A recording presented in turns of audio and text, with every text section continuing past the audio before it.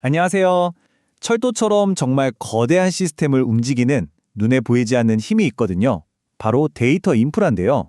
이 숨겨진 설계가 어떻게 우리의 안전을 지키고 있는지 지금부터 저와 함께 한번 들여다 보시죠.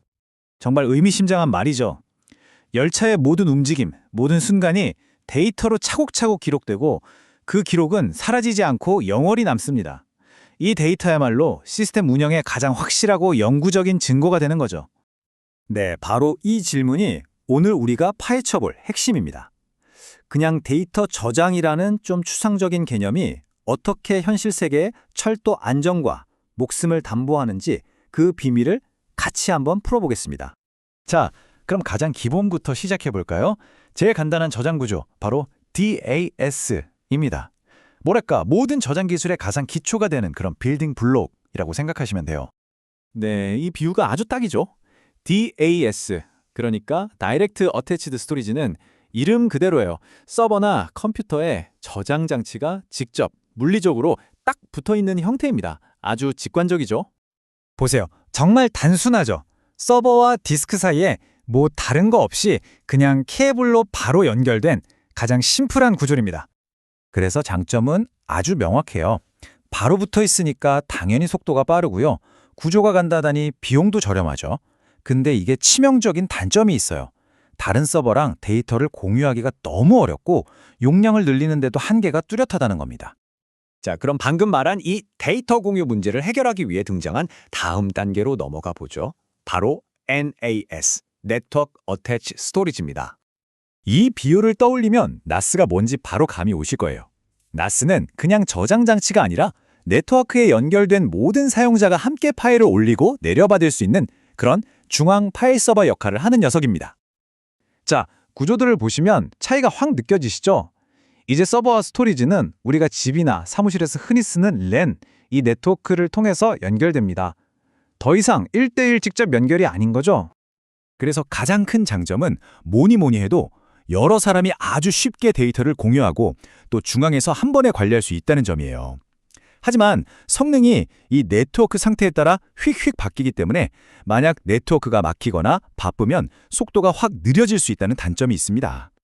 이제 정말 중요한 미션 크리티컬한 작업을 위한 최고 성능의 솔루션, 가장 진보된 아키텍처인 SAN을 만나볼 시간입니다. 끝판왕이라고 할 수 있죠. 이 비유 정말 기가 막히지 않나요? SAN, 스토리지 에리어 네트워크는요, 우리가 보통 쓰는 인터넷이나 내부 네트워크랑은 아예 분리된 오직 데이터를 실어 나르기 위한 전용 고속도로라고 생각하시면 됩니다. 구조도를 보시면 여러 서버가 파이버 채널 같은 초고속 전용망을 통해서 아주 거대한 스토리지 덩어리에 연결되죠. 이건 일반 랜선이랑은 그냥 차원이 다른 속도와 안정성을 제공합니다. 그러니까 SAN은 성능 면에서는 따라올 자가 없고 확장성도 거의 무한에 가깝다고 할 수 있어요. 하지만 그만큼 구축하는 데 돈이 어마어마하게 들고 관리하기도 훨씬 복잡하다는 점은 감수해야 합니다. 자, 지금까지 따로따로 봤는데 이렇게 한자리에 모아놓고 보니까 차이점이 확 들어오죠? DAS는 그냥 1대1 직결, NAS는 일반 도로, LAN을 이용한 파일 공유, SAN은 데이터만을 위한 전용 고속도로. 이 표 하나면 그냥 정리가 끝나는 거네요. 자, 그런데요. 아키텍처를 선택했다고 끝이 아닙니다. 이제 우리는 이 소중한 데이터를 외부의 위협이나 갑작스러운 고장으로부터 어떻게 안전하게 지켜낼 것인지, 즉 회복 탄력성에 대해 이야기해야 합니다. 데이터 보호의 가장 기본 개념이 바로 이 RAID인데요. 그중에서 RAID 1, 미러링은 가장 직관적인 방식이에요. 말 그대로 거울처럼 데이터를 똑같이 복사해서 다른 디스크에 하나 더 만들어 두는 거죠. 그럼 하나가 고장나도 다른 하나가 있으니 데이터는 안전하겠죠. 이번엔 좀 더 머리를 쓰는 방식이에요. RAID 5입니다. 데이터를 잘게 조각내고요. 페리티라는 일종의 복구용 마법 공식을 같이 저장해둬요. 덕분에 디스크 하나가 고장나더라도 남아있는 데이터랑 이 마법 공식을 조합해서 원본을 완벽하게 되살릴 수 있습니다. 효율적이죠?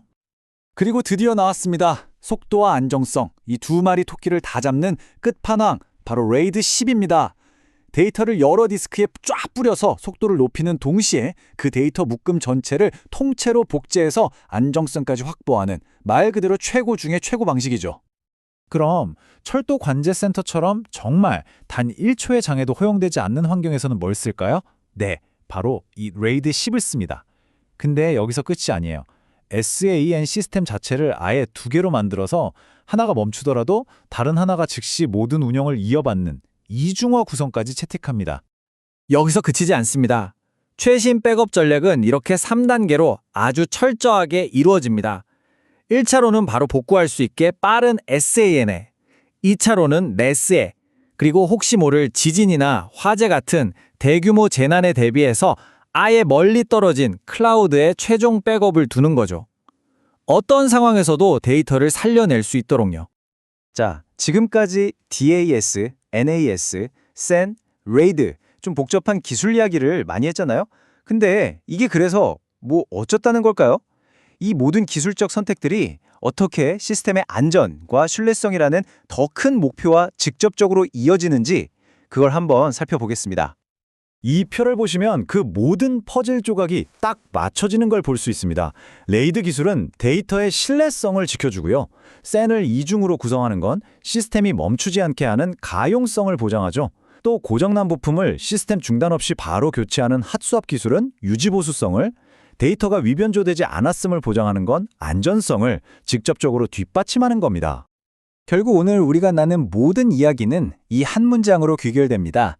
신뢰할 수 있는 시스템의 가장 근본적인 토대는 바로 그 시스템의 데이터를 얼마나 완벽하게 보존하고 보호할 수 있느냐에 달려 있다는 것. 열차의 진짜 안전은 번쩍이는 선로 위가 아니라 바로 이 보이지 않는 데이터 저장고, 그 안에서부터 시작되는 겁니다.